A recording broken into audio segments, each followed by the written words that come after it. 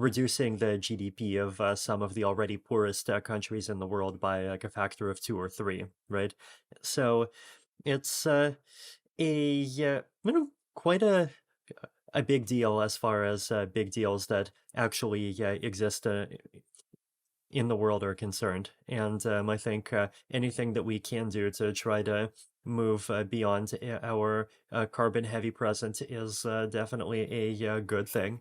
And I mean, obviously, there are all these arguments that proof of work proponents like to trot out that, like, oh, actually, this is incentivizing green energy production, or actually, this is using energy that would not be used for other purposes because proof of work is really good at like finding the energy that would not be useful anywhere else. But no, generally, when I look at those arguments from far away, they always have this kind of feeling of self-serving bias. It's like it just feels like the algorithm that these people are running is like not like, oh, let me neutrally figure out whether or not proof of work is good or bad. It's like, oh, let me try my best to come up with arguments for as like soldiers in this rhetorical war of, and like help me justify the cause I already decided long ago I stand for. But You're even when saying it's you a convenient rationale. It's like, oh, it's really convenient that yeah proof of work people think that proof of mhm. work is green. So it yeah, in general, I guess on the whole, not convinced by any of that, and I think reducing energy consumption is good and great, and I'm immensely glad that we as an ecosystem have done it.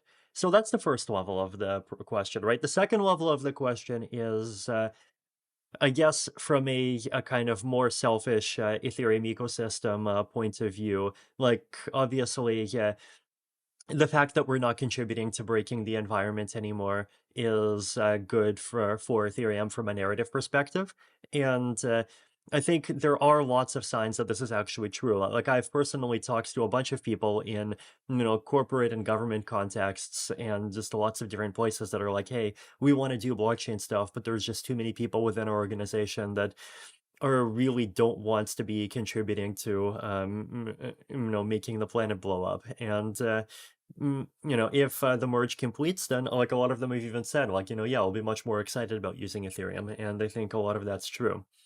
I think the subconscious line of thinking that at least some of these people that I'm kind of dismissively referring to as trolls as referring to is trying to make is like, oh, I feel like the Ethereum community in general is probably sort of more, on average, tilted toward that middle. Though there's definitely people on all sides of the spectrum. So I mean, it sort of ties into the social and cultural bet that I think Ethereum is making.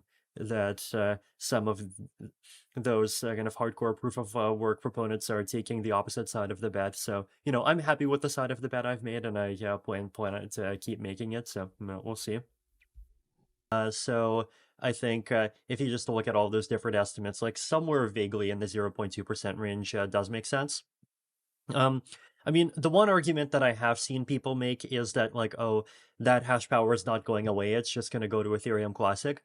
And that's clearly true to some extent in the short term, but that just obviously can't be true in the medium or long term, right? Like in the medium or long term, like we've basically reduced the amount of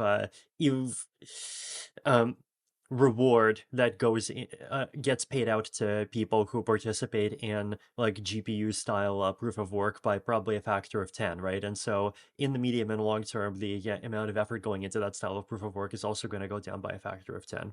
But in the bull cases where Ethereum keeps becoming a more and more significant thing, then yeah, absolutely, it's a much bigger savings than 0.2%. Mhm. Yeah, I mean, so the roadmap like really did change a huge amount over the last few years, right? Like the in the 2017 to the beginning of 2018, there was this whole Casper FFG concept where we would basically build the proof of stake system as a smart contract on top of the proof of work chain.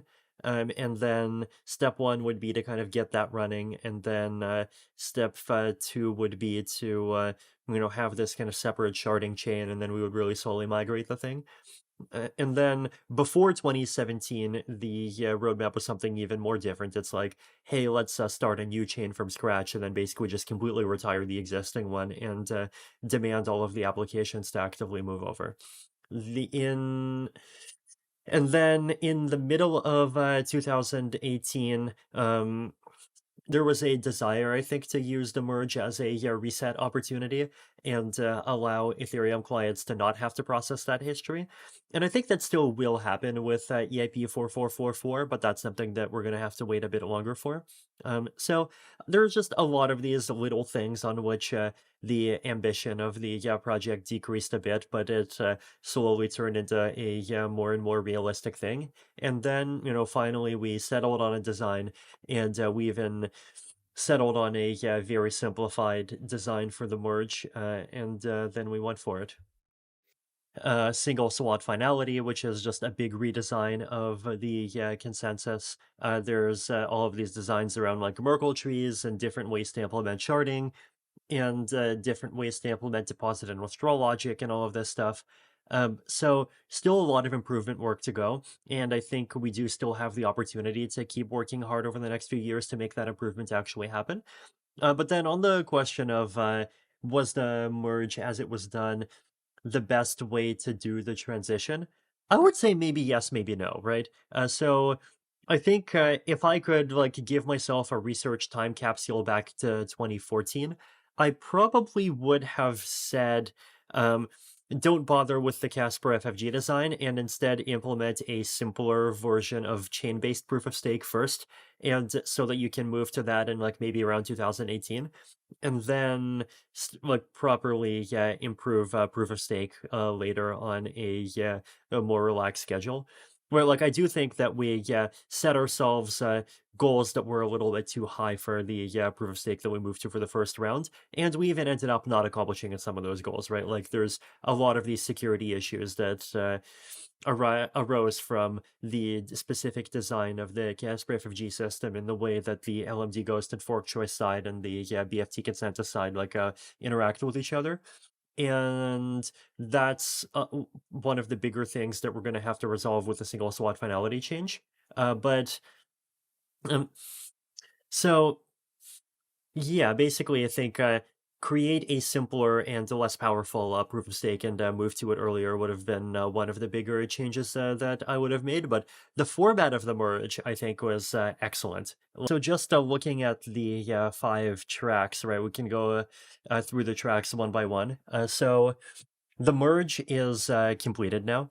The things in the merge section that are not completed are one is the post-merge hard fork with withdrawals, right? That's obviously the one of the next big priorities right after the merge. It's a pretty simple hard fork, and like we basically know what to do. There's a spec. I think the main debate at this point is to do it at the same time as 4844 or do it earlier and then do 4844 a bit later.